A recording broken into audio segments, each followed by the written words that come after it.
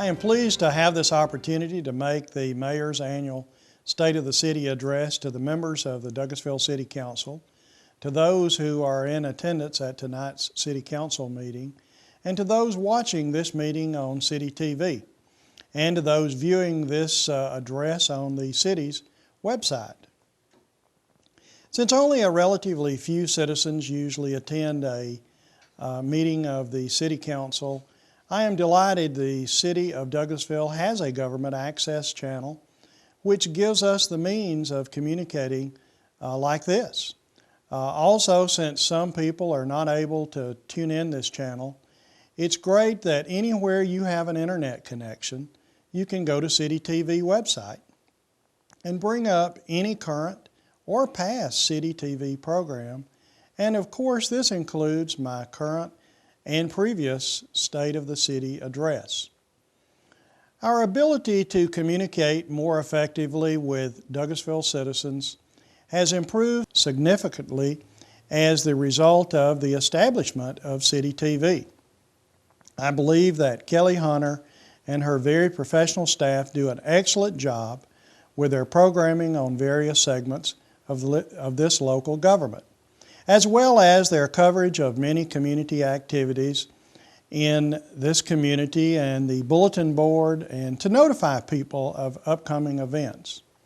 By the way, for each of you in attendance at this City Council meeting, if you don't have a converter box, you can receive this digital channel 22 on your current TV set. You need to contact Comcast at 1-800-COMCAST or contact their local office at 404-COMCAST. Now, before I start my annual report, let me again thank our citizens for tuning in to tonight's City Council meeting and for watching and listening to this report on the state of the city. First, I want to say a word about the City Council. I think the Douglasville City Council and I have had a productive year in 2009, and I'll talk about some of those achievements and, yes, a couple of our disappointments in 2009 also. Looking ahead, I believe that 2010 will be an even more productive year. 2 incumbent City Council members were elected to new 4-year terms. They are LaShawn Burr-Danley and Dennis McClain. We also have 2 new council members that are going to be a tremendous addition to this council, and they are Sam Davis and Larry Yockey. Councilman Roy Mims served this city faithfully as Mayor Pro Tem during 2008 and 2009. Councilman Mims remains a key member of the Douglasville City Council, serving as a committee chairman of several very important committees. However, from the standpoint of Mayor Pro Tem, he decided to step aside at the end of 2009, and fellow City Council member John Shildroff was elected by his colleagues to this position, and I look forward to working with the new Mayor Pro Tem in the coming months. The next part of this report is the economy and our physical condition. I shall start my State of the City report by addressing the economy and this city's physical condition, because these topics certainly have been at the forefront of our thoughts for many months in 2009. 2009 was a year of challenges for the City of Douglasville government. Our most daunting challenge was figuring out how to provide the same great level of service to which Douglasville citizens are accustomed, with reduced revenues to do that task. Tough budget cuts had to be made, including a reduction in our workforce. Through it all, I believe the dedication of many fine city employees enabled us to continue to provide outstanding service and at the same time to shape this city government into a better service delivery organization. Permit me to divide this part of my report into 4 areas, and they are as follows. First, let me point to the national and state economy.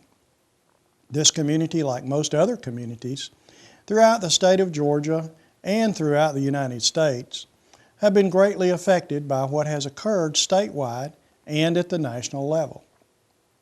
Job losses, the loss of personal income, declining revenues for government at all levels, business failures, and the erosion of retirement nest eggs and also foreclosures have been very painful to all of us.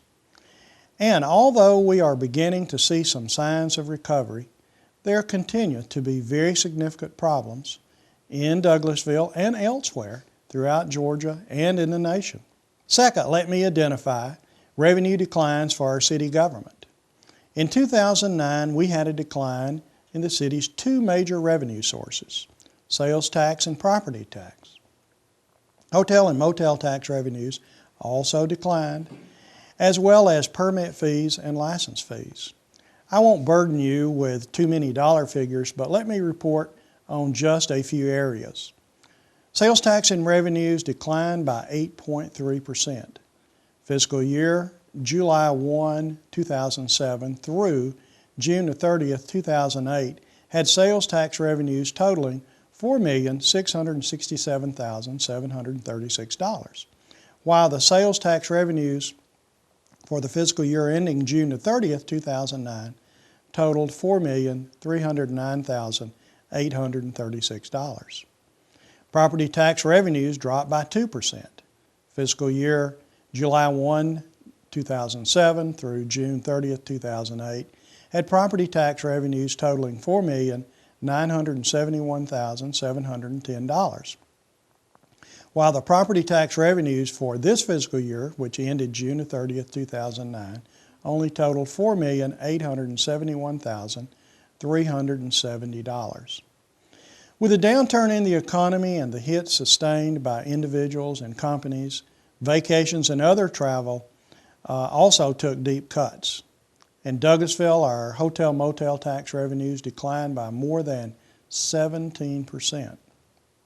Fiscal year July 1, 2007 through June 30, 2008 had hotel-motel tax revenues of $1,573,772.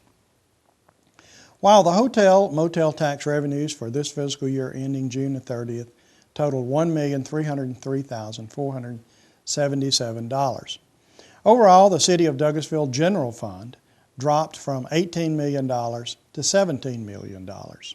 The city has a special fund for sanitation operations, and we had a 3% decline in the sanitation funds. Revenues dropped from $3.9 million to $3.8 million. Only a few revenue sources increased, but those were too few and too small to alter the overall picture. These included municipal court revenues, police fines, and also the franchise fees. Third, let me report on this local government's expenditure reductions. I want to commend the Douglasville City Council and also our staff for having the foresight to cut the city budget for fiscal years 2008 through 2009 and for fiscal years 2009 and 2010 sufficiently in advance to keep this city government out of the deficit situation the state government and many local governments found themselves in. We made tough budget cuts, and for the most part we did these as a part of the regular budgeting process. So we did not have deep holes to try to crawl out of, and we did not have on-the-fly cuts that had to be made during the year. Our departmental operating budgets were cut by an average of 5%. Various planned purchases were eliminated. Other purchases were delayed, with certain equipment being used longer. Very little expansion occurred, and looking ahead, should revenues decrease more than projected by our finance department, we're prepared to reduce expenditures in 2010 as we did in 2009. Fourth, concerning city government personnel cost, we bit the bullet as needed. At the start of fiscal year 2009-2010, which started July 1, 2009, the City of Douglasville budget included funds for more than 24 less jobs than the previous fiscal year. 12 vacant positions were not funded, and another dozen city employees were terminated through reduction in force. Some of these terminations were effective July 1, while others did not take place until the fall.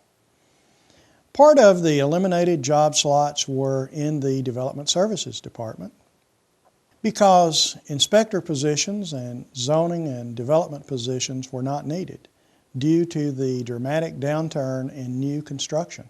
Obviously, this free fall in the construction industry has been very rough on many families in our community involved in the construction segment of our economy, including at City Hall. Fortunately, we did not have to make any cuts in the police department. In part, this is because Douglasville was one of a limited number of local governments in Georgia to receive funds from the federal government. Federal economic stimulus funds for law enforcement enabled us to pay for 4 entry-level police officers for 3 years with these funds, with the only stipulation being that the city must retain these officers for at least 1 year after the federal funding ceases. We continue a virtual total freeze on creating new positions and in filling positions except in public safety. Salary ranges remain frozen. A tight hold over the city government's departmental budgets remain in effect. Salaries, FICA, employee insurance, overtime, pensions, and workers' compensation account for 67.6% of the City of Douglasville's general fund budget. Overall, the City of Douglasville remains committed to operate with financial integrity and conservative measures. Next area is going to be transportation. This is my 11th annual State of the City address, and I believe that each of those previous addresses have also included a section on transportation. Thus, I have made 11 annual reports to you on how the City of Douglasville has worked during the past year with the Georgia Department of Transportation and the Atlanta Regional Commission on trying to move forward with the Georgia Highway 92 relocation project. When I was a relatively new member of the Douglasville City Council in the mid-90s, I was told it takes a very long time for a major road project to reach the construction stage. My experience regarding the Georgia Highway 92 project has convinced me that this is very true. However, my experience with the Highway 92 project has convinced me that this particular project has had more than its share of stops and starts, twists and turns. It has tested my patience and that of many other people locally here in the city and at GDOT and also down at ARC. Finally, in 2009, we had a major breakthrough, and this came as a result of the personal attention and commitment of our Congressman. David Scott has been a driving force to move this project forward, with an obvious key component being acquisition of the needed federal funds. The City of Douglasville has spent more than $2.5 million on preliminary engineering and various environmental issues. After some years of work, the city was able to get this project included on the Georgia Department of Transportation's list of projects to be done at some point and to be included in the ARC's Regional Transportation Plan. But adequate funding for this project could never be found. So enter Congressman Scott in his commitment to get the project moving through GDOT's planning process so work could start on the right-of-way acquisition, leading up to the actual construction of this new road to be built between the top of the hill on Fairburn Road, where Chick-fil-A is located, and the Douglas County Fire Station on the Dallas Highway near Davis Park, including an underpass beneath Bankhead Highway and the railroad, and also Strickland Street just east of the abandoned old mill on Bankhead Highway. In the interest of time, let me simply note our city staff worked with the North Side, with Mill Village residents and adjacent residential and commercial communities, as well as with Congressman Scott's office, the Georgia Department of Transportation, and the Federal Highway Administration to complete the community involvement process in record-breaking time after an August 1st town hall meeting attended by more than 300 people. The required public information open house was held on a rainy night on October the 27th, with more than 420 people in attendance. As we enter 2010, the city and its consultants are working with GDOT and with the Federal Highway Administration to complete the various steps necessary to complete the planning process. Our thanks to Congressman Scott for his great leadership on this project. Briefly, let me note another GDOT project on Highway 92 that was basically completed in 2009. This being the new bridge over Interstate 20 and the road widening project that was completed south of I-20 and the road widening project that was on the north side that went all the way up to Chick-fil-A at the top of the hill on Fairburn Road. Now, this is the point, of course, where these two projects, the bridge widening and Highway 92 relocation, join together.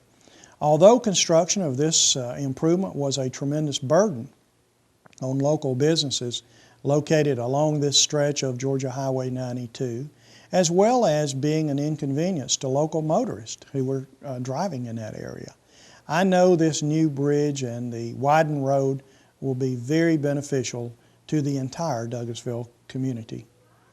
As I move to conclude this part of my report, let me note two important road projects that are also near completion. One is the Bright Star Road Connector, located between Georgia Highway 5 and Bright Star Road. Funded entirely by the city from its general fund, this road will alleviate traffic congestion on Highway 5 and also on I-20. The second project consists of the improvements on Chapel Hill Road between I-20 and just south down to Stewart Mill Road, including the Chapel Hill Road Douglas Boulevard intersection was also in this project. This project was funded by the city's 2002 SPLOSH funds and also by GDOT funds. Also, work is underway to redo Highway 5 from the I-20 bridge north, including the Highway 5 Rose Avenue intersection. Finally, let me note the city continues to work to complete needed road and culvert repairs resulting from heavy rains and flooding in the late part of September. All street repair projects have been completed except for Cindy Drive and Creekwood Drive in Arbor Station, and we hope this work will be completed soon. Next is the police department. I do not plan to include a department-by-department report in this State of the City address. However, I will focus on the police department and also on Parks and Recreation. I'll start with the police department. The police department accounts for almost half of the city employees. For the first time in more than 25 years, the city of Douglasville has a new police chief. Chris Womack is a 20-year veteran of the department, and he has advanced through the ranks, and he was recommended by me and approved by the entire city council in June to be Douglasville's new police chief.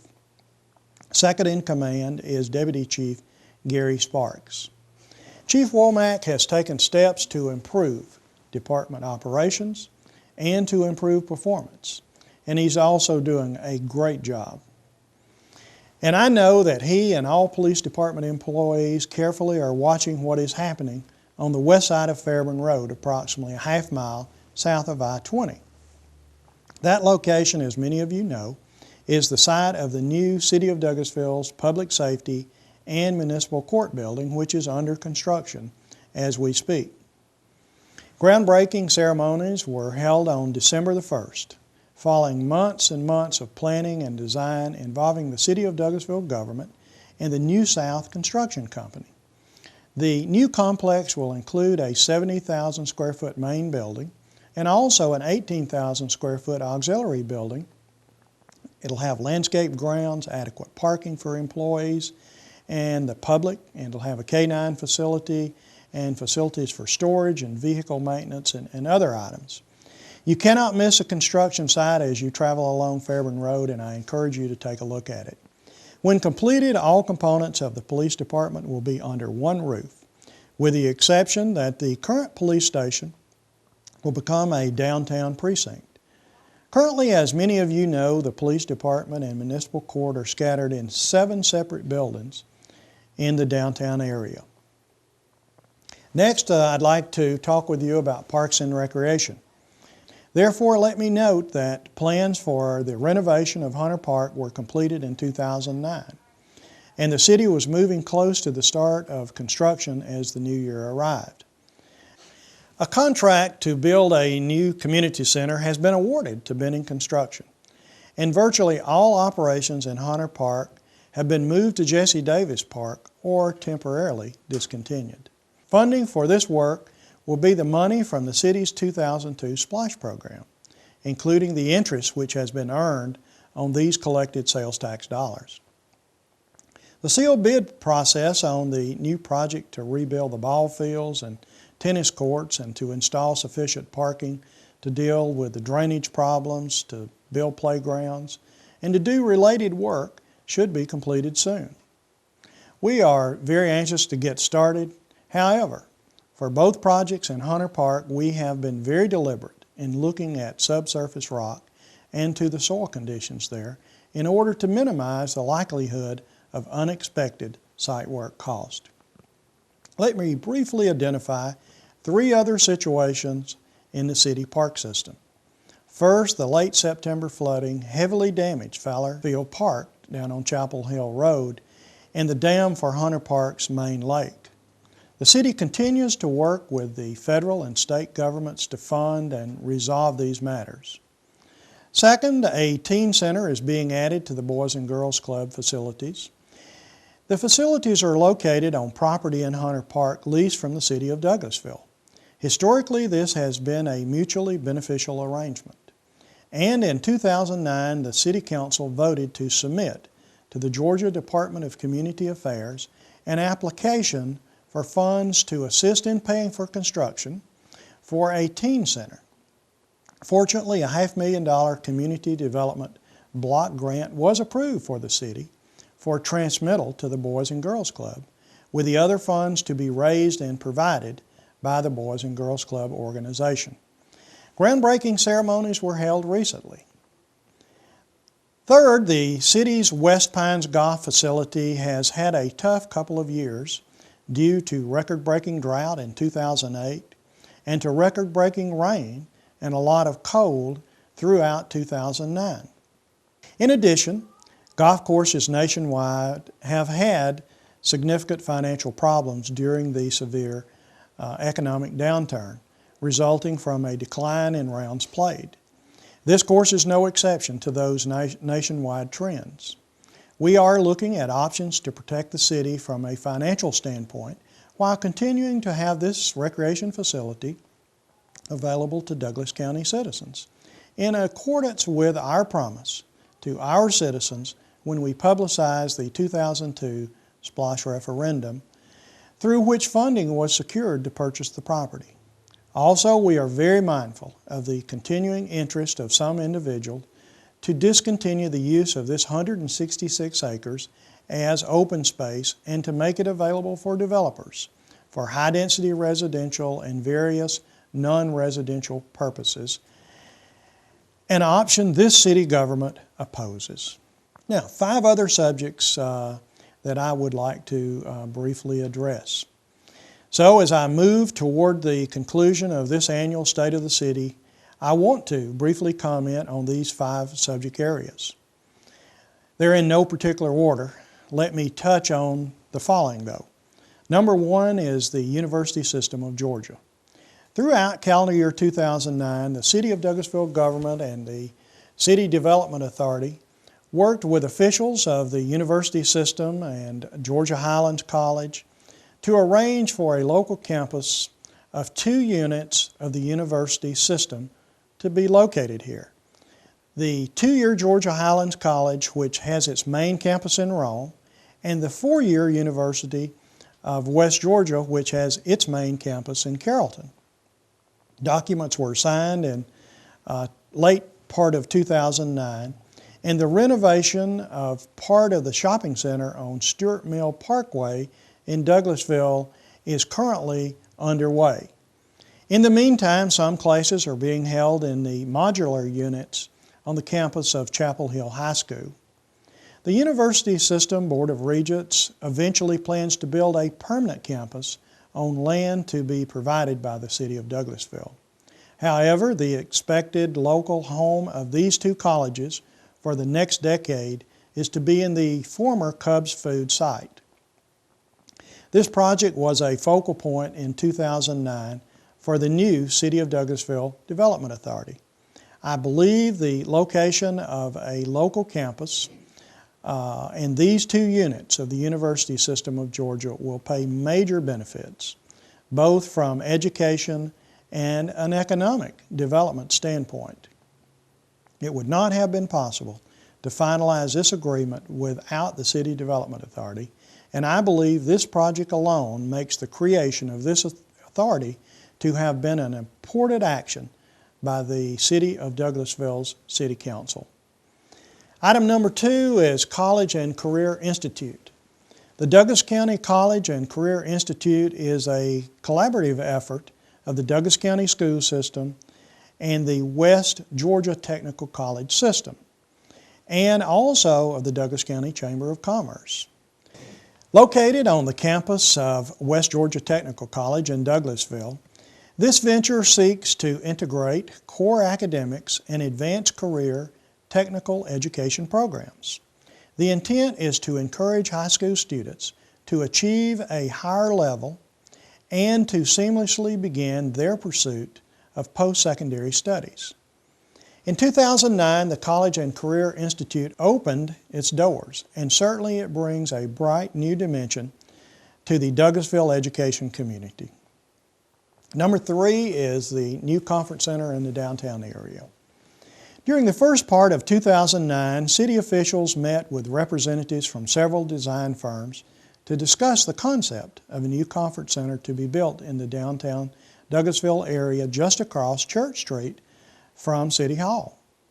Rayburn & Associates was selected to design this new facility, which will contain some 40,000 square feet. A 300 vehicle parking garage will also be attached to this new conference center, both to serve the conference center and also to serve the people who visit the Central Business District of Douglasville. Plans were finalized in December on this project. Construction will be staged with the parking deck being built first before the construction on the new conference center starts. Number 4 is the new Douglas County Jail. A countywide splosh referendum was approved in November for the construction of a new Douglas County Jail. I include this in my State of the City address for 3 purposes. First, this facility will house City of Douglasville prisoners as well as Douglas County prisoners. So a new jail is important from that standpoint. Second, the new jail will be built inside the City of Douglasville's city limits. So there will be traffic, public safety, and construction issues that the city government must deal with. Third, the current jail located adjacent to downtown Douglasville will be closed. And this has been a desire of many businesses and residents in the general downtown area. Perhaps this will open the opportunity of the current jail site being redeveloped for purposes more conducive to quality development in the City of Douglasville. Number 5 is the September floods. Although I previously mentioned the September 19th and 20th heavy rains and flooding during my report on transportation and also on parks and recreation, I wanted to call special attention to this natural disaster. Many roads throughout Douglas County sustained major damage and had to be closed for different periods of time.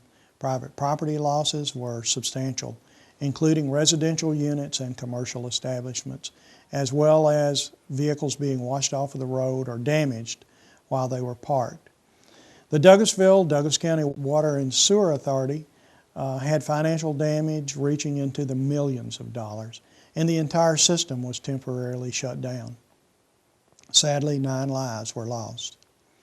I want to commend our police department, our maintenance department, and others for their heroic actions during this time period of September the 19th and September the 20th. I also want to thank the Douglas County Emergency Response Departments, the Sheriff, the Fire Department, as well as E911 and the Emergency Management Agency. State and federal agencies responded quickly. They set up local offices as a conduit for assistance of various kinds, and churches, charitable organizations, and various individuals were tremendous in their response. While I know we hope that we never face such a disaster again, I was very proud with how everyone responded to this tragedy last September. The next area is government structure. As my report has shown, a lot has happened in Douglasville in 2009. I believe the City Council and our employees did a very good job last year in providing quality service to our citizens. And I believe we have a wonderful place where people can live, work, and play, and where people can contribute to the overall welfare and strength of their community.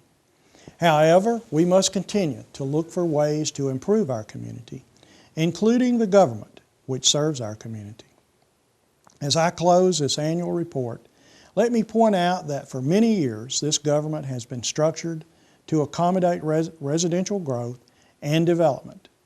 Our population has increased tremendously, and a large number of apartments and starter homes were built in the mid to early 90s. With this came a huge increase in service requirements and only a modest increase in the required revenue. I mention this to set the background for what I believe the future role of this government will be. It will be limited residential growth with a moderate to robust commercial and retail growth, and an increased emphasis on improving the service level to all sectors of the city. I believe the starting point of our new future should be a top-to-bottom evaluation of how the city government is structured. There's no need to reinvent the wheel in an attempt to start the process. A better approach would be an evaluation of those new cities recently formed by the Georgia General Assembly. During 2010, I plan to appoint a committee of Douglasville citizens and others to review these municipal charters, to interview citizens, and then to provide me with a report of their finding. In conclusion, let me thank you for allowing me to serve as your mayor and for the opportunity to present this annual State of the City address. I always look forward to making these annual reports so you can receive a recap of key things which have occurred in our community during the past year. I wish each of you a great 2010. Thank you very much.